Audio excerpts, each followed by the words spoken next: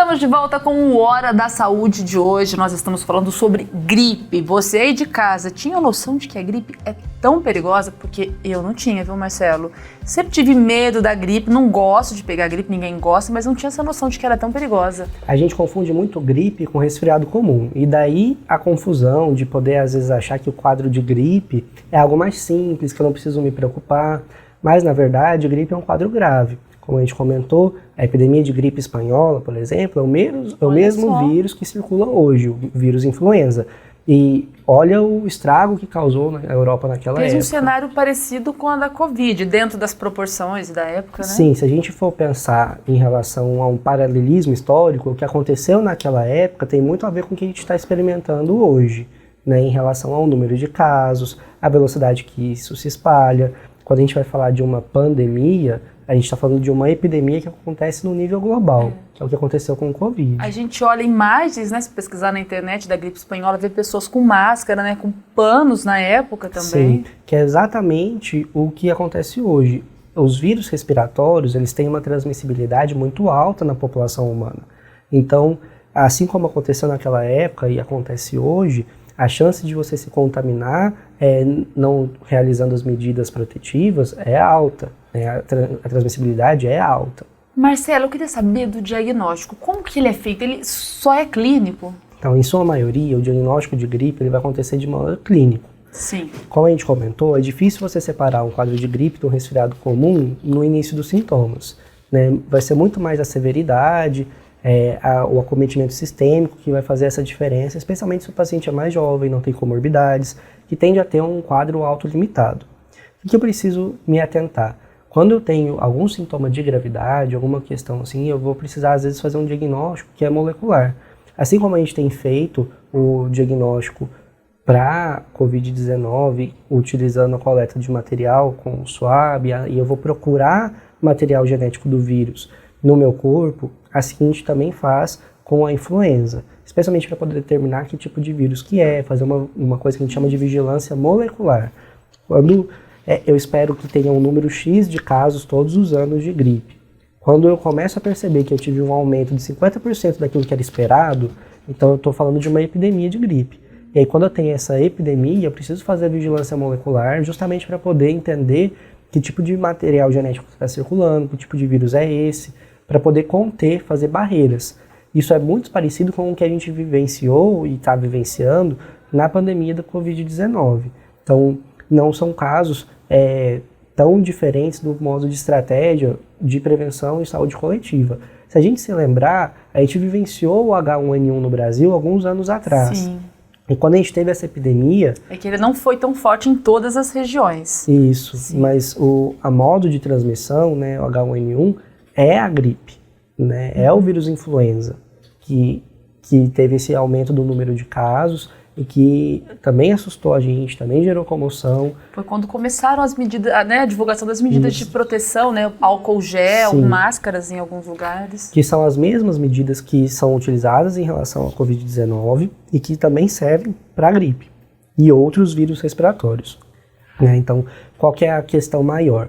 Como a gente vai entrar num período de inverno, né, então a gente está no outono, vai gerar mais aglomeração, viver em ambientes fechados, a gente aumenta o número de casos esperados de gripe.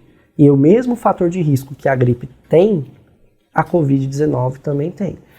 Isso que eu queria saber, Marcelo, nessa época de outono, por que os casos de gripe aumentam tanto nessa época? Pela maneira como a gente transmite o vírus. Então, o vírus Sim. é transmitido por gotículas de saliva e aerossóis que são gerados no ambiente quando a gente respira, tosse, Sim. espirra. E aí, a gente tem esse mesmo tipo de transmissão. Um outro jeito de fazer essa transmissão é quando eu encosto em superfícies que estão contaminadas. O vírus da gripe, ele vive nessas superfícies por 48 horas. Um tempo relativamente grande. Um tempo relativamente grande. Isso quer dizer que, por exemplo, se eu espirrei aqui em direção à bancada, tossi, não fiz a etiqueta da tosse, o vírus vai estar vivo aqui nessa região durante 48 horas. Até amanhã. Exatamente. Se eu encosto, levo isso para os olhos, em direção ao nariz e à boca, eu vou estar contaminado com esse vírus. E aí eu posso desenvolver o quadro, começar a transmitir. Essa transmissibilidade ela é bastante alta. Assim como é na Covid-19. Então a gente precisa ressaltar que as medidas de proteção e de prevenção são as mesmas. Então, utilização de máscaras, distanciamento social, higienização das mãos, cobrir espirros e tosse, e isso é o que faz a diferença. Marcelo, então, durante essa pandemia, a gente acabou tendo um uso maior, né? Fazendo uso maior dessas medidas de proteção, essas medidas de segurança. Isso acaba por prevenir a gripe também? Você acha que vai ter uma diminuição dos números de gripe? Por usar mais máscaras, usar mais álcool gel? A tendência é essa? Então, a maior questão é o diagnóstico diferencial em relação à Covid-19, né? Em relação à instituição de tratamento, que é bastante diferente num caso do outro, né? E é o diagnóstico diferencial de gravidade. Então, a gente não consegue dizer que a gente vai ter uma redução do número de casos de gripe. Você acha que a gente se protege mais? A gente se protege mais, né? Então, eu tenho uma maior conscientização, eu tenho uma maior busca em relação à maneira de prevenção, que é a vacinação. A gente precisa falar sobre vacinação da gripe, a gente tem campanha acontecendo agora, a gente tem grupos prioritários em relação à utilização da vacina. É importante que os grupos prioritários se previnam, justamente por conta do que pode acontecer na sobreposição dos diagnósticos. Então eu posso ter influenza e posso ter Covid acontecendo ao mesmo tempo, não tem imunidade cruzada, são famílias virais diferentes. Caramba, pode ter os dois então. Sim, então eu preciso me precaver justamente porque o que pode causar, o que facilita na verdade a transmissão de um vírus é a mesma coisa que facilita a transmissão do outro. Então, se eu não estou me prevenindo em relação à Covid-19, eu também não vou estar me prevenindo em relação à influenza. E aí a gente vai somando problemas, somando fatores que são complicadores e aumentando o risco de ter formas graves da doença. Marcelo, você está falando bastante sobre a importância da vacinação, né? Mas nós falamos também no começo do primeiro bloco que o vírus da gripe é um vírus mutante. Sendo um vírus mutante, realmente é preciso vacinar? Muita Sim. gente tem essa dúvida. Não, a vacina não vai funcionar porque o vírus sofreu mutação. E aí? Como que isso funciona? Então, a vacina que eu vou tomar nesse ano, ela envolve as cepas que estavam circulando nessa região no ano passado. Né? A gente tem uma alternância em relação ao tipo de cepa com o hemisfério norte. Então, a vacina de quem está no hemisfério norte é diferente da vacina de quem está no hemisfério sul, justamente porque lá a gente tem uma diferença de sazonalidade. Enquanto nos meses de inverno, que vão ser maio, junho, julho, lá a gente vai ter esses meses em relação a novembro, dezembro, janeiro, né? E aí a gente tem essa alternância. Então, o vírus que circula lá não é necessariamente o vírus que circula aqui. Certo. Esse é o primeiro ponto. E o outro ponto é que o vírus que circula esse ano não é o vírus que circulou ano passado. A chance dele ter mutação é muito alta. Então, o que a gente faz? A gente pega a cepa que viveu no ano passado e faz a vacina em cima dela. E aí, isso me protege, porque a chance do vírus que está circulando esse ano ser parecido com o do ano passado é alta. É o que tem de mais próximo. É o que tem de mais próximo. Eu não espero que haja uma mutação tão grande que o vírus seja totalmente diferente. E aí eu tenho uma imunidade para esse vírus que está circulando esse ano. Certo. Então, eu posso ter casos assintomáticos, ou se eu tiver sintomas, eu vou ter sintomas leves, e vou ficar protegido das formas graves, protegido das complicações mais graves em relação ao vírus. Lembra que a gente falou que tem uma tendência a essa doença ser imunomediada? Então, eu já treinei meu sistema imune para poder fazer esse controle e reconhecimento do vírus sem precisar ter uma reação inflamatória muito grande, que vai mobilizar grandes esforços e causar um dano tecidual muito grande, um dano pulmonar muito grande. E com isso, eu acabo minimizando as consequências de uma infecção pelo vírus influenza. O que já é uma vantagem também. É uma baita vantagem, é o que reduz mortalidade, é o que previne da gente ter um avançar da doença, né? Então, quando eu me imunizo, eu diminuo a minha transmissibilidade, com isso eu faço bloqueios, né, em relação à transmissão do vírus e à contaminação. É importante se vacinar, então se eu faço parte de algum grupo de risco, quais são os grupos de risco, né, ou quais são os grupos prioritários? Os idosos, quem mora com idosos, quem é portador de algum tipo de doença crônica, quem é gestante, quem é criança, né, então menores de 5 anos precisam se vacinar. E os profissionais de saúde. Profissionais da saúde ou profissionais que trabalham com muita circulação de pessoas, como professores, seguranças. Essas pessoas, elas têm o direito da vacinação pelo Sistema Único de Saúde, elas podem procurar as unidades básicas de saúde mais próximas, a gente precisa respeitar as fases da campanha, né? Então, abre a campanha de gripe, não é todo mundo que vai se vacinar ao mesmo tempo, então abre primeiro profissionais da saúde, depois os idosos e assim sucessivamente. Eu preciso ver em que pé que isso está na minha região de saúde, né, no meu município, no meu estado. Isso tende a variar, mas segue um cronograma do Ministério da Saúde de modo geral, né? E se eu moro com alguém que é portador de uma doença crônica, de uma doença que que gera imunossupressão, eu também tenho direito a me vacinar. Então, se eu moro com alguém que tem câncer, se eu moro com alguém que está se tratando em relação a algum outro tipo de doença que usa imunossupressor, eu também posso me vacinar justamente para proteger essas pessoas. Então, numa residência, não basta que um indivíduo se vacine se ele é portador de uma doença crônica. As outras pessoas da casa também podem se vacinar para fazer esse bloqueio geográfico, esse bloqueio do convívio, da comunidade local ali, do ambiente familiar. Marcelo, uma outra coisa que me chamou a atenção que você falou agora há pouco, né, quando eu te perguntei por que a gripe é mais comum nessa época do ano, né, que você falou sobre a transmissibilidade, né, sobre essas formas de transmissão. Mas então quer dizer que o vírus está aqui já também no verão, na primavera, só a transmissão é que é menor? Isso, a gente tem a circulação do vírus ao longo de todo o ano, né? Então, o número de casos diminui porque o que faz você passar o vírus de uma pessoa para outra é a questão comportamental.